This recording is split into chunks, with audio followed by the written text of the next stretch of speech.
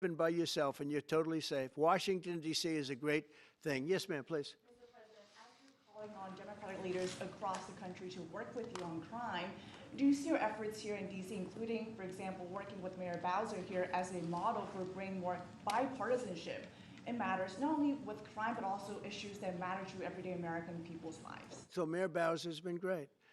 She could have taken the thing, oh, well, and then after I clean it up, they'll take credit for it. You know what they do is they take credit. Like, we cleaned up Los Angeles. We did a great job there. And it was overwhelming what was going on. And again, the police chief made a statement that we could not have done, there's no way they could handle it. You saw what was happening out there. It was going to be a disaster. We stopped it cold. If we didn't do that, would have been a very sad day. And you know, remember, we have the Olympics, we have the World Cup, we have all these things coming, and we have 250, all of these things coming. But I watched Newsroom get up and say, he's doing a great, he's not, we're the ones that did it, and that's okay, whatever it takes, but the main thing is but he got up and said, we did it.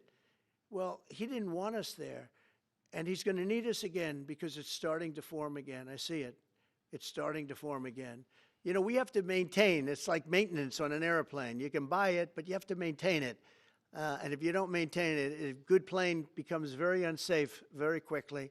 So it's an honor to do it. A lot of presidents wouldn't do what I'm doing. I don't need this heat. But when I watched television last night and I'm watching the news and I see that 9 people were killed in Chicago and 54 were badly wounded with bullets, I say, that's not this country. We have to do something. And I do say this, I say this very much. I'm not speaking to anybody but them right now. I would love to receive calls from governors and mayors saying they need help. We'll help them. We have a lot of people. We have a great force. We have a great military force. You know, Pete will tell you that when I was running for office, and this was a big headline, I think, you know, probably got me a couple of votes, but you couldn't sign people in the military. Nobody wanted to join the military, the Army, Air Force, the Navy, Marines, Space Force, Coast Guard. We never forget Coast Guard because they've done such a great job. Never. But nobody wanted to join any of them. We were way below what we wanted. Every single one. The closest was the Marines, whatever that is. You'll explain that to me. But the closest was the Marines. But every service was way down, way down. And then I got elected, and our country's the hottest country anywhere in the world right now. Everybody's talking about the USA. They're talking about the job that we're doing. Everybody. We have the best economy.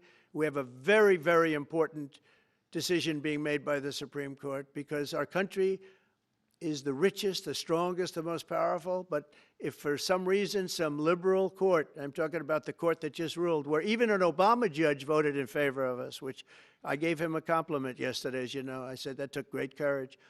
But it's a liberal court, and it's going up to the Supreme Court, who I think have been incredible people. I think they've made very wise decisions. But the tariff question, because without the tariffs, this country is in serious, serious trouble.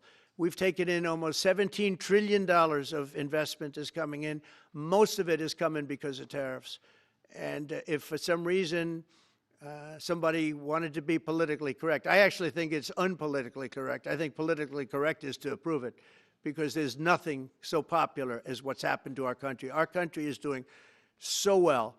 But we had a liberal court gave us a very shocking ruling, and that ruling is basically saying that the trillions of dollars that are pouring into our country, putting us in a position like no country is anywhere in the world, that they'd like to see us that taken away. By the way, a lot of the people behind that lawsuit, that particular, are from foreign countries, I might add.